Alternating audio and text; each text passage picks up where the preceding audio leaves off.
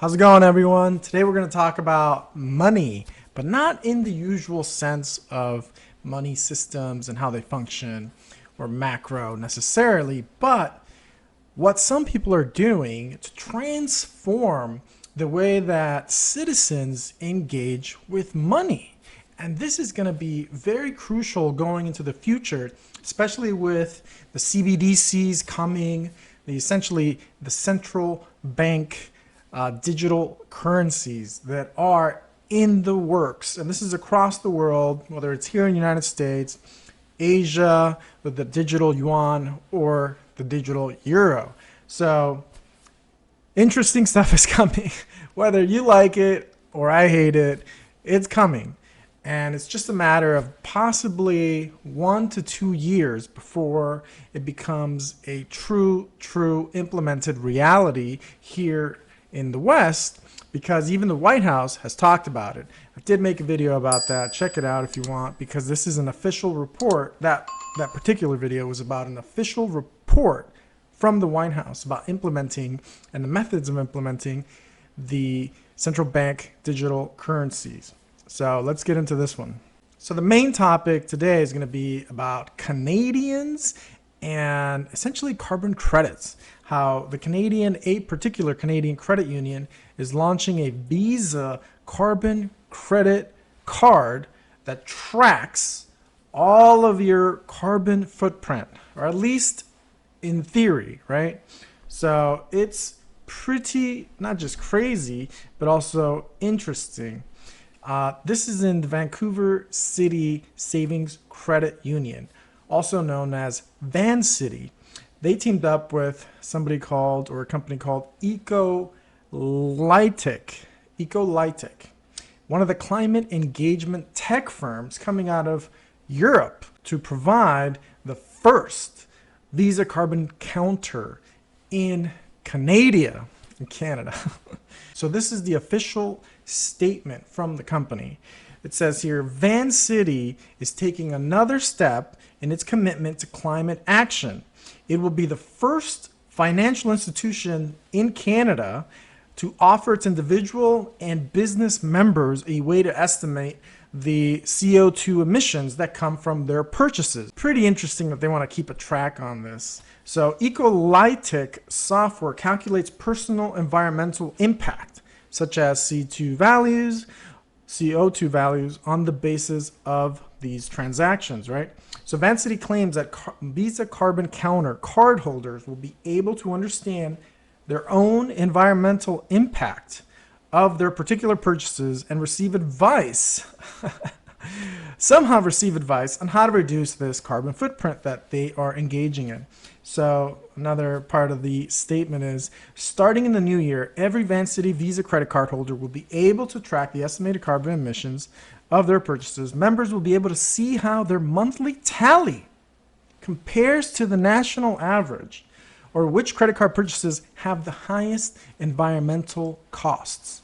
So that's pretty interesting that they will, depending on whatever it is you're buying, they will compare, contrast to whatever database they're using for those national averages. So VanCity apparently has an external relations officer who oversees the credit union's impact and climate efforts. So he says that their customers are just looking at ways to help reduce the impact on the environment, of course, in particular when it comes to emissions that cause climate change. It goes on to say that as a member-owned financial co-op, they believe it is their job to do everything they can to help people when it comes to decisions, okay, relating to how they spend their money. The tool will equip VanCity Visa cardholders with valuable info on their purchases and able to connect their daily spending decisions, enabling them to connect their daily spending decisions to the change they want to see in the world. And this is not the first company in the world that is engaging in any kind of carbon footprint meter of sorts. In 2019, a Swedish financial tech company called Doconomy, they partnered with MASTERCARD to create the world's first credit card with a carbon limit. Okay, that's very interesting. I can make another video about that actually. So Doconomy Doconomy is now launching the world's first credit card with a carbon footprint limit. So back when Doconomy first launched, okay, they released their own statement with MasterCard, and it says here, Doconomy, they launched the world's first credit card with a carbon footprint limit, okay? Do they not allow you to go over this limit? I don't know. The launch of this premium card makes the first milestone in their support that Doconomy provides to the UN Climate Change Secretariat to encourage global climate action. The DO Black not only helps users track and measure CO2 emissions associated with their purchases, but also puts a limit on the climate impact of their spending. It puts a limit on your spending. That's pretty wild, actually. Users can sign up to register interest for DO Black. Are you into this? Would you guys sign up? I'm not sure. I don't even know what to think, because it's pretty wild stuff. Now it gets even more interesting. You know, I'm not one to be a conspiracy theorist or anything like that. You know, I need a tinfoil hat to put on right now. But at this year's WEF, the World Economic Forum annual summit in Davos in Switzerland, China-based Alibaba Group spoke of this new tech that would track people's carbon footprints through monitoring their spending, eating, and traveling habits. That's when it starts to become a little just worrisome, right? So not only is it going to track your carbon footprint in terms of what you spend money on, but it's monitoring your eating, your travels, okay? And not, of course, your spending, but eating, really? Come on. So, of course, Klaus Schwab, the WEF founder and chairman, told thousands at the summit that the future is built by them, by a powerful community such as you here in this room. So they're pushing this on everyone, whether you believe, the whole reset concept or not. It is something that a lot of financial institutions may be forced to actually implement because of these ESG protocols that a lot of investment companies and firms are implementing.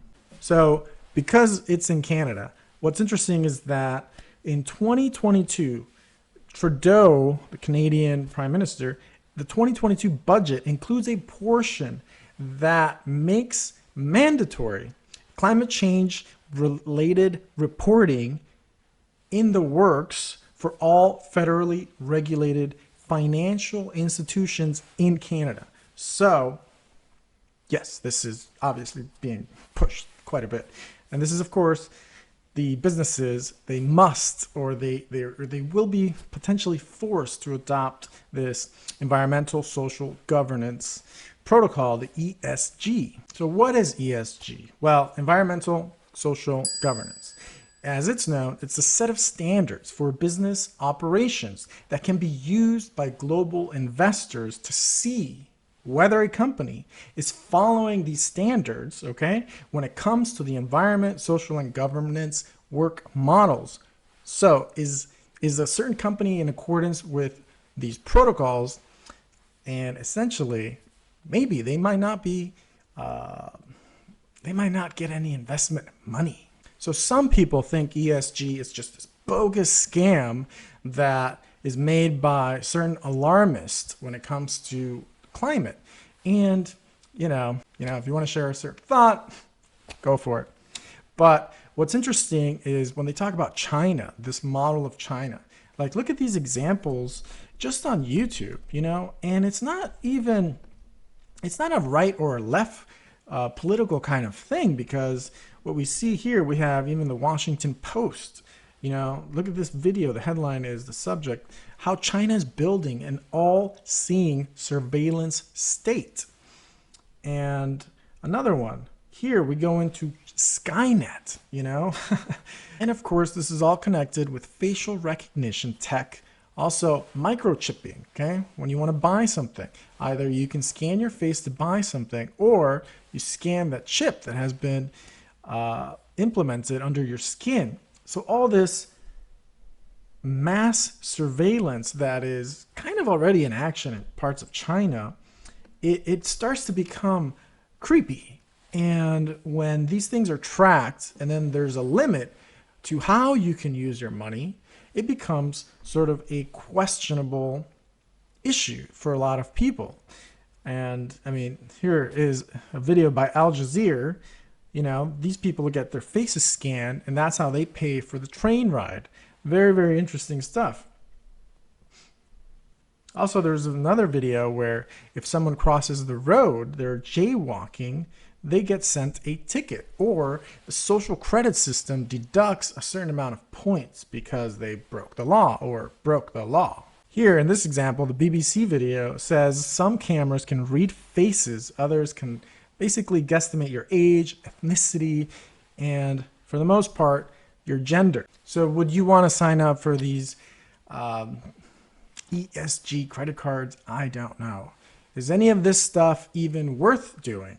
I don't know. But I bring it up because it's pretty crazy, and the fact that a lot of people are connecting it with China's surveillance state and how they implement their social credit system, it can become problematic here in the West because, of course, what happened in Canada when they had that big protest with C-19, they froze certain assets. But if you thought you can escape what's coming with CBDCs, I would venture to say that you can't.